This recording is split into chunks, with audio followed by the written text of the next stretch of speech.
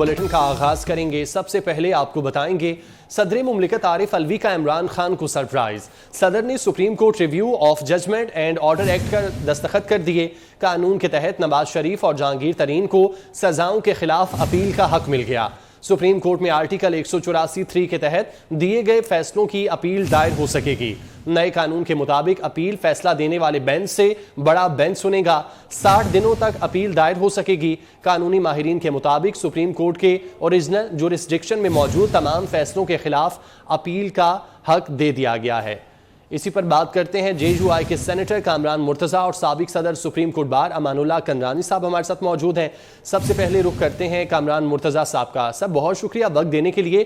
कानून पर दस्तखत सदर आरिफ अलवी ने बरज़ा और रकबत किए हैं, क्या नए कानून पर PTI एतराज़ कर सकेगी? इसको चैलेंज करना किसी का भी हक है। देखिए, दो हवालों से चैलेंज हो सकता है। कोई भी ऐसा कोई कानून जो है कोई फंडामेंटल राइट के अगेंस्ट हो तो आर्टिकल 8 ऑफ द कॉन्स्टिट्यूशन के पैरामीटर पे उसको हाई कोर्ट या सुप्रीम कोर्ट में चैलेंज किया जा सकता है। और अगर कोई इस्लाम के हवाले से हो तो फिर आर्टिकल 230-32 के आसपास जो है वो उस पैरामीटर पे शरीयत कोर्ट में चैलेंज हो सकता है। तो चैलेंज के ऊपर तो जो है ना, अगर PTI को या किसी को इतराज होगा तो वो चैलेंज कर सकता है हाई कोर्ट में भी या सुप्रीम कोर्ट में भी, मगर इस वक्त ये लाभ लैंड है। ठीक है सर, आप हमारे साथ मौजूद रहिएगा। साबिक सदर सुप्रीम कोर्ट बार अमानुल्लाह कंदरानी साहब भी हमारे साथ ही मौजूद हैं। सर, आप इस मुतालिक बताइएगा कि ये अब कानून बन चुका है, सदर आरिफ अलवी ने दस्तखत भी कर दिए हैं, अब PTI इस पर तनकीद किस तरह करेगी? वो भी अख्तियार है हाई कोर्ट के खिलाफ अपीलें सुनने का, वो भी खत्म हो जाता है। सुप्रीम कोर्ट अब खुद एक नोटिस लेता है और तमाम अख्तियारात को इस्तेमाल करके किसी को फरीक को जो है महरूम कर देता है तमाम हकूक से। तो मैं समझता हूँ इस कानून को नतीजे में सिर्फ नवाज शरीफ, जहांगीर तरीन नहीं, जो वो लोग मुतासरा फरीक जैसे नेस्ला टावर था कराची वाला, वो भी 100 मोटों के अंदर ढह गया। कई मस्जिदें गिर गई, कई लोगों को नौकरियों से निकाला गया, कई लोग मुतासर हुए, सैकड़ों लोग मुलाजमीन जो है अपने अपने जगहों से निकल के, जो एक DIG बन गया था वो जाके हेड कांस्टेबल बन गया। इस तरह की चीजें 100 मोटों में लिए गए थे। मैं समझता हूँ वो लोग 60 दिन के अंदर अपीलें करेंगे, बहुत सारे खानदानों का जो इज्जत बहाल होगी, उनके मामला जो है कानून आइन के मुताबिक तय होंगे। इस दरवाजे को बंद हो जाना चाहिए जो 184(3) का है। शुक्र है कि अपील का हक मिल गया। अब लोगों के अंदर कम से कम एक उनके चेहरों पर रौनक आएगी। ठीक है, आप हमारे साथ मौजूद रहिएगा। कामरान मुर्तज़ा साहब, जिस तरह साबिक सदर सुप्रीम कोर्ट बार अमानुल्लाह कंदरानी साहब कह रहे हैं कि इस कानून को ख़त्म होना चाहिए था, शुक्र है अब अपील का हक मिला है, अब आप इन फ्यूचर नियर फ्यूचर क्या देखते हैं? क्या नवाज शरीफ अब वापस जल्द आ जाएंगे? देखिए, अब अपील का हक आप उसको ऐसा चुना चाहिए, राइट ऑफ रिव्यू है और वो उसमें जो राइट ऑफ रिव्यू है उसमें जो उस रिव्यू के स्कोप को वाइड किया है और स्कोप वाइड करते करते अपील तक पहुंचा दिया है और उसमें जो ना वो लार्जर बेंच के पास जो है ये मैसेज जाएगा तो सेम बेंच नहीं होगा। ये जो सेम बेंच वाली प्रोविजन जो है ना वो उससे बड़ा हो जाएगा। तो फिर ये मेरा ख्याल है कि लोगों को कुछ न कुछ रिलीफ मिलेगा, या वो जो एक बंद गली में आ जाता था मामला, तो एक मखसूस माइंडसेट सेट के अंदर जो मामला आ जाता था उससे बाहर निकलेगा। और ये हमारी मजबूरी समझ लीजिए या इस कानून के नतीजे में समझ लीजिए, ये मामला जाएंगे दूसरे बेंचेस के पास भी, बड़े बेंचेस के पास भी, और जब बड़े बेंचेस के पास जाएंगे तो वो फिर यकीनन मामला जो है ना वो बहुत से गलत हुए जैसे नवाज शरीफ वाला मामला गलत हुआ उनको जो है उनके ऊपर तायात पाबंदी लगी हुई है। तायात पाबंदी कॉन्स्टिट्यूशन में कहीं नहीं लिखी, मगर इसके बावजूद तायात पाबंदी है। जहांगीर तरीन साहब पे लगी हुई है और इस तरह से बहुत सारे लोग जो है ना वो इस तरह के मामला के अफेक्टीव हैं। तो जो भी अफेक्टीव हैं उनके लिए रास्ता खोला गया है और रास्ता अगर खुलेगा उसी सुप्रीम कोर्ट में या उन्हीं के ब्रदर जजेस ने जो है ये मामला डिसाइड करना या उससे बड़े बेंच ने उस मामले को डिसाइड करना, उसको बड़ा स्कोप जो है ना स्कोप वसीतर करके डिसाइड करना, तो मेरा ख्याल है कि बेहतरी की उम्मीद होगी इसमें। ठीक है, आप हमारे साथ मौजूद रहिएगा। सीनियर तजियाकार सना बुचा साहिबा ने हमें ज्वाइन किया है। सना बुचा साहिबा, बहुत शुक्रिया वक्त देने के लिए। हमने देखा कि इससे पहले सदर के पास जो भी दस्तखत करने के लिए अपीलें जाती थीं वो इमरान खान से मुशावरत करते थे, लेकिन इस दफ़ा उन्होंने दस्तखत कर दिए हैं। अब पाकिस्तान तहरीक इंसाफ क्या सदर पर भी तनकीद करेगी? وہ تو ان کے بس میں ہو تو وہ ہر چیز پہ تنقید کریں. عمران خان صاحب کو ڈرنے پر بھی تنقید کر سکتے ہیں, ان کو یہ حق حاصل ہے, کسی چیز کو بھی تنقید کا نشانہ بنا سکتے ہیں, اس کی وجہ درکار نہیں ہوتی. لیکن یہ بڑا چپکے معاملہ ہوا ہے. اب یہ ایک سوال اٹھ گیا ہے, آئینی بھی ہے, قانونی بھی, کیونکہ کچھ ماہرین جو کہہ رہے ہیں صاحب ساری لاش کر چکے ہیں, دوسری اجازت نہیں ہے, وہ ایک ایسی اپیل ہے, دوسری اپیل ان کے پاس ہے نہیں, اس قانون کے تحت نہیں ہے.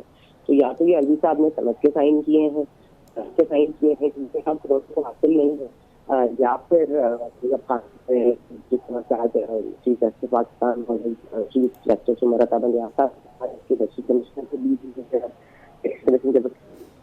صاحب ہے مشہور ہو گیا, ملتا ہے.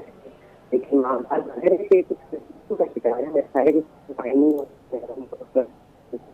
کسان کافی ضروری ہے.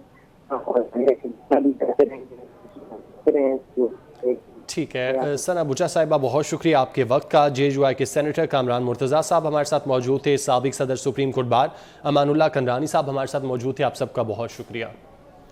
خبروں کا سلسلہ آگے بڑھائیں گے. ججز کو رشتہ داری کنڈکٹ پر فوری بینچ سے الگ ہو جانا چاہیے. وزیر اعظم کے معاون خصوصی عرفان قادر کہتے ہیں آئین کے مطابق نئے الیکشن تک نگران حکومت رہے گی, یہاں پر جوڈیلائزیشن آف پالیٹکس ہو رہی ہے. وزیر اعظم یا حکومتوں کو صرف پارلیمان نکال سکتی ہے. یوسف رضا گیلانی اور نواز شریف کو عدالتوں نے گھر بھیجا. وزیر اعظم کا یہ منصب نہیں کہ وہ عدالت کے کہنے پر کسی ملک کو خط لکھیں. قانون میں کہیں نہیں لکھا نااہل شخص پارٹی سربراہ نہیں بن سکتا. سوچنا نہیں چاہیے تھا. ججز کے بارے میں یہ کہا جاتا ہے کہ اگر ریموٹسٹ باعث بھی ان کا نظر آئے تو ایک آنریبل جج ایک سیکنڈ کے لیے بھی نہیں سوچے گا اور وہ بینچ سے ہٹ جائے گا. وہ آخر تک کیس سے چمٹے رہتے ہیں. یہاں پہ جوڈیشلائزیشن آف پالیٹکس ہو رہی ہے. حکومتی معاملات کو ایگزیکٹو کو ریگولیٹ کرنے کی کوشش کرتے رہے, یا سیاست کو وہ اپنی ڈگر پہ چلانے کی کوشش کرتے رہے. ان چند کیسوں میں یوسف رضا گیلانی صاحب کا معاملہ, جب ان کو کنٹیمپٹ لگائی گئی اور پوری حکومت کا تختہ الٹ دیا گیا اور انہوں نے وزیر اعظم یوسف رضا گیلانی کو گھر بھیج دیا یہ کہہ کے کہ انہوں نے عدالت کی توہین کی ہے, کہ وزیر اعظم کو پاکستان کا ہرگز یہ منصب نہیں ہے کہ وہ سپریم کورٹ کے کہنے پہ سپریم کورٹ کے پیغامات جو ہے باہر کی دنیا کو پہنچائے. یہ وزیر اعظم کا منصب نہیں ہے. پاناما کیس کا جو عنوان تھا اس وقت وہ تھا عمران احمد خان نیازی بنام میاں نواز شریف, اور جب وہ فیصلہ ہوا تو میاں صاحب جو ہیں ان کے خلاف کیسز بننے شروع ہو گئے اور وہ پابند سلاسل ہو گئے. ہوتا یہ ہے کہ وزیر اعظم یا حکومتیں پارلیمان نکال سکتی ہے, نو کانفیڈنس کے ذریعے تو جا سکتے ہیں, لیکن عدالتوں کا اس میں کوئی عمل دخل نہیں ہے. آئین پاکستان میں یہ لفظ لکھا نہیں ہے کہ ڈسکوالیفیکیشن فار لائف ہے. سپریم کورٹ کے سامنے رکھا گیا کہ ایسا شخص جو نااہل ہو گیا, پھر جو تا حیات نااہل ہو گیا, کیا وہ شخص پارٹی ہیڈ ہو سکتا ہے؟ اس پہ بھی قانون میں کہیں نہیں لکھا کہ وہ نہیں ہو سکتا, نو کانفیڈنس پہ یا کسی اور جگہ پہ. تو اس کے تحت انہوں نے کیا کہ وہ جو حکومت ہے اب پنجاب گورنمنٹ حمزہ شہباز شریف صاحب کی, وہ حکومت انہوں نے گرا دی. الیکشنز جو ہیں اس کی ڈیٹ دی جائے. الیکشنز کی ڈیٹ دینا, سارا پاکستان کا آئین آپ دیکھ لیں, اس میں کوئی ذکر نہیں ہے کہ ڈیٹ سپریم کورٹ دے گا. ان کو تو ایک سیکنڈ کے لیے بھی سوچنا نہیں چاہیے تھا. ججز کے بارے میں یہ کہا جاتا ہے کہ اگر ریموٹسٹ باعث بھی ان کا نظر آئے تو ایک آنریبل جج ایک سیکنڈ کے لیے بھی نہیں سوچے گا اور وہ بینچ سے ہٹ جائے گا. آزاد عدلیہ میں کچھ ججز کو میں نے دیکھا ہے, وہ آخر تک کیس سے چمٹے رہتے ہیں. شہداء کے والدین کو سلام. 9 مئی کو جو کچھ ہوا وہ قابل برداشت نہیں. شہداء کے لواحقین کے دلوں پر کیا گزری ہوگی. وزیر اطلاعات سندھ شرجیل میمن نے کراچی میں ایک تقریب سے خطاب کرتے ہوئے کہا شہداء ہمارے قومی ہیرو تھے اور رہیں گے. شہداء ہمارا قیمتی اثاثہ ہیں. پاکستان پیپلز پارٹی کی عظیم قائد شہید محترمہ بینظیر بھٹو نے بھی اس ملک کے لیے شہادت دی. ہمارے لیڈر شہید ذوالفقار علی بھٹو صاحب نے بھی اس ملک کے لیے شہادت دی. محترمہ بینظیر بھٹو صاحبہ کو پتا تھا کہ ان پر حملے ہوں گے, اس کے باوجود انہوں نے اس ملک کے لیے, اس ملک کی وطن کے لیے, اس وطن کی مٹی کے لیے جان کا نذرانہ دیا. تو ہمیں پتا ہے کہ شہادت کیا ہوتی ہے, شہادت کا رتبہ کیا ہوتا ہے, شہیدوں کی عزت کیسے کی جاتی ہے.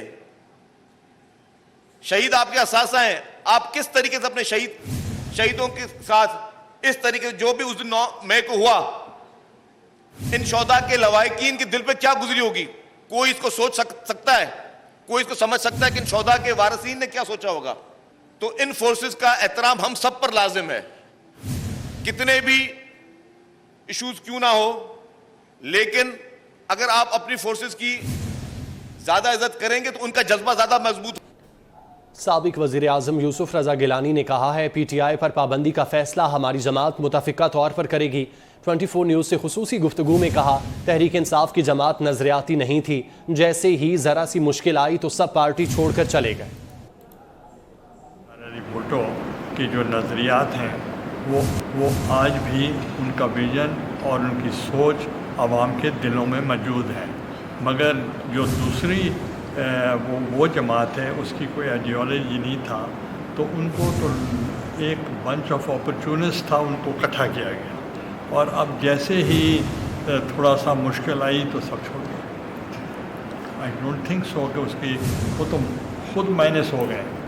تو باقی جو ہماری پارٹی جو ہے یا ہم کولیشن کا حصہ ہیں, جو وہ فیصلہ کریں گے ہم پابند ہیں. سر, عمران خان کو نااہل کرنا, پارٹی کو اس طرح کلوز کرنا, کیا یہ اچھی اقدام ہے آپ کے پاس؟ دیکھیں, یہ ہمارا موقف اکیلے کا نہیں ہوتا, پارٹی کا ہوتا ہے, اور پارٹی کا فیصلہ بھی اکیلے کا نہیں ہوتا, سی کا بھی فیصلہ ہوتا ہے, اور پھر اس کے اندر جو ہماری کولیشن گورنمنٹ ہے اس وقت اس کا بھی ہم حصہ ہیں, اور ان کے ساتھ بیٹھ کے جو بھی فیصلہ ہوگا. حیدرآباد کی سماجی تنظیموں نے یوم تکریم شہدائے پاکستان کی مناسبت سے ریلیاں نکالیں. ریلی میں شریک لوگوں نے پاک فوج کی حمایت میں نعرے لگائے. مقررین نے کہا 9 اور 10 مئی کے واقعات نے پوری قوم کا سر شرم سے جھکا دیا. شرپسند کان کھول کر سن لیں, قوم کل بھی پاک فوج کے ساتھ کھڑی تھی, آج بھی کھڑی ہے. پاک فوج سے اظہار یکجہتی کے لیے ہلال ریڈ کریسنٹ لاہور کے زیر اہتمام ریلی نکالی گئی. لوگوں کی بڑی تعداد نے ریلی میں شرکت کی. ریلی کے شرکاء نے بابائے قوم محمد علی جناح اور افواج پاکستان کو بھرپور انداز میں خراج تحسین پیش کیا. ریلی میں شریک طالبات نے پاکستان زندہ باد کے نعرے لگائے. کراچی میں آٹا نایاب ہونے کے حوالے سے افواہوں کی تردید کر دی گئی. ہول سیل مارکیٹ جوڑیا بازار کے تاجر کہتے ہیں آٹے کی سپلائی تھوڑی سی متاثر ہے, مگر سٹاک موجود ہے. کاوش میمن کی رپورٹ دیکھیے. آٹے کا کوئی بحران نہیں, ہول سیل مارکیٹ کے تاجروں نے واضح کر دیا. جوڑیا بازار کے دکاندار کہتے ہیں کہ سپلائی تھوڑی متاثر ضرور ہے, مگر آٹے کا بحران نہیں. حکومت کو چاہیے کہ ملز کو آٹا فراہم کرے تاکہ سپلائی متاثر نہ ہو. آ رہا ہے لیکن کم آ رہا ہے, زیادہ نہیں آ رہا, مطلب جتنی ڈیمانڈ ہے اس حساب سے نہیں آ رہا. لیکن آج کل گرمیاں میں تو کنزمپشن بھی کم ہوتی ہے آٹے کی نا, اس لیے تو ٹھیک ہے, نارمل اس کا وہ ہو رہا ہے. ہاں, گورنمنٹ کو قیمتوں میں تھوڑا وہ کرنا چاہیے کنٹرول, اور گندم دینی چاہیے ان کو. فلور ملروں کو گندم دیں گے تو آپ آٹا ملے گا عوام کو نا, اس سے دے رہے کم دے رہے ہیں ان کو مرحلہ گندم. شہریوں کا کہنا ہے کہ آٹا تو مل رہا ہے مگر قیمتیں آسمان سے باتیں کر رہی ہیں. 10 کلو کا تھیلا 1600 روپے کلو تک فروخت ہو رہا ہے. ابھی لیا ہے میں نے 10 کلو 1600 روپے کا. مہنگا ہے بھائی, 800 سے کہانی تھی, 800, 1000, 1200, 1400, 1600, اب ہو سکتا ہے 1800 پھر 2000 کی کہانی ہوئے اور اس کے بعد ختم. بھوسی ٹکڑا بھگو کے کھانے پڑیں گے لگتا ہے. اب مزدور آدمی 800 روپیہ دیہڑی ہے, وہ کیا لے گا اس میں؟ ڈبل تو قیمت ہوئے گی بھائی, آپ کیسے خریدیں گے؟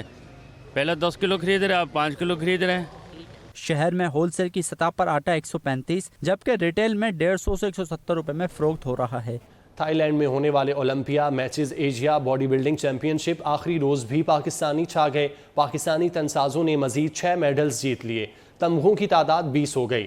فیشن ماڈل فزیک میں شاہزیب نے بھارت کو پیچھے چھوڑتے ہوئے گولڈ میڈل جیت لیا.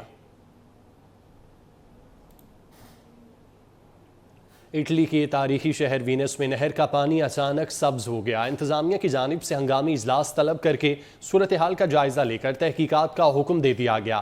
پولیس نے فوری طور پر معاملے کی تحقیقات کا آغاز کر دیا. رہائشیوں اور کشتیاں چلانے والوں سے بھی پوچھ گچھ کی گئی. غیر ملکی میڈیا رپورٹس کے مطابق خاطر خواہ کامیابی نہ ملنے پر سی ٹی وی فوٹیج سے مدد لی گئی, جس سے معلوم ہوا کہ ایک سبز رنگ کا گولا نہر میں ظاہر ہوا, پھر پھیلتا چلا گیا.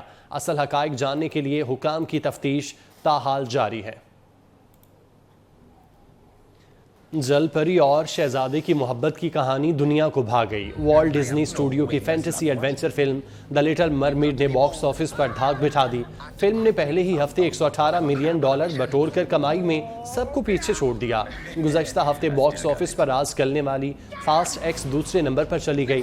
فاسٹ ایکس دوسرے ہفتے $28.7 ملین کما کر دوسرے نمبر پر رہی. نیوز اسٹوڈیو سے فی الوقت اتنا ہی. مزید باخبر رہنے کے لیے آپ دیکھتے رہیے 24 نیوز.